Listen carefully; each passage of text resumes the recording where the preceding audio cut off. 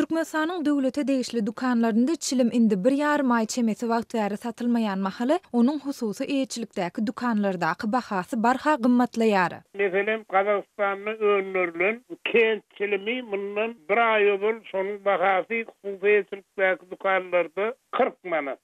Bundan bir hep doğul 50 manat 55 manat. Edil şuun soçilmin bir hututunun bahası 65 manata barıp gitti. Beyleki Ermenistan'ın önlerilen çilimlerem, Türk Respublikası'nda Germanya'da önlerilen çilimlerem sınırlıktan kımmatlaya. Ya da olmasın Kiel taydan ona taraflanan çilimlerin bir parlament adlı çilim. Bundan bir ay olur bir hututunun bahası 75-80 manat. Bundan bir hep doğul 95-100 manat. Edil şuun kuun 140-150 manata barıp gitti. Diýip Aşgabatly synçy Amanmurat Bugaýew aýtdy. Türkmenistanda bolup geçen wakalara ýakyndan synedýän synçy häzirki wagt çilimkeşleriň köpüsiniň iň ardan bahadan satylýan çilimiň ýekece dänesini satyn almagy hem mümkinçiliginiň ýokdugyny bellep, çilimiň bir dänesini 2 ýa-da 3 adam bolup çekýänleriň köpelendigine hem ünsü çekdi.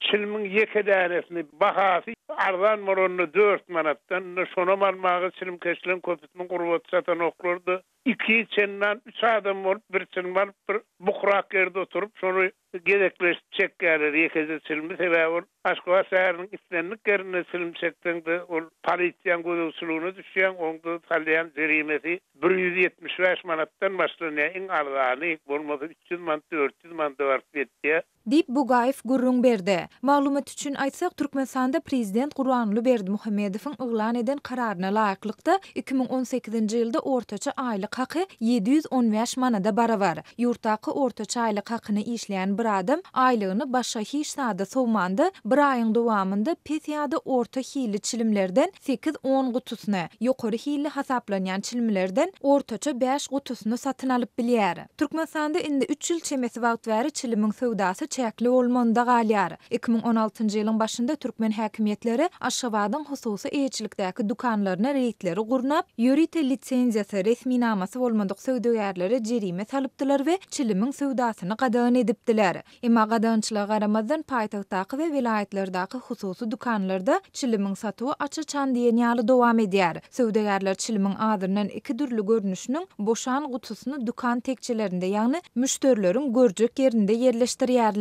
Türkmenistanyň Sowda we Daşary ykdysady aragatnaşyklar ministrliginde işleýän jogapkär resminiň adynyň efirde atlandyrylmasızlyk şerti bilen Azatlygyň ýurt içindäki habarçysyna beren maglumatyna görä, Türkmen hökümeti halkara guramalaryna hasabat berende hamana ýurtdaky çilimkeşleriň sanynyň ýyl-ýyldan azalýandygyny görkezmek isleýär. Sebäbi şol guramalara hasabat berilende hususy eýetçilikdäki dukanlarda dälde döwlet dukanlaryna satylýan çilimiň sanyndan hasap ýöredilýär we ony ilat sanyna paýlanynda ortaça 7-8% aralygynda bolýar diýip Agdalýan ministrligiň resmisi gurrun berdi. Ýatladyp geçsek 2015-nji ýylda bütün dünýä saglyk guramasynyň başlygy Türkmenistanyň iň az çilim çekýän ilatly ýurtdygyny aýdypdy. Aşgabatda geçirilen forum döwründe Margaret Chen derňewler Türkmenistanyň ilatynyň 8%-iniň çilim çekýändigini görkezýär diýipdi.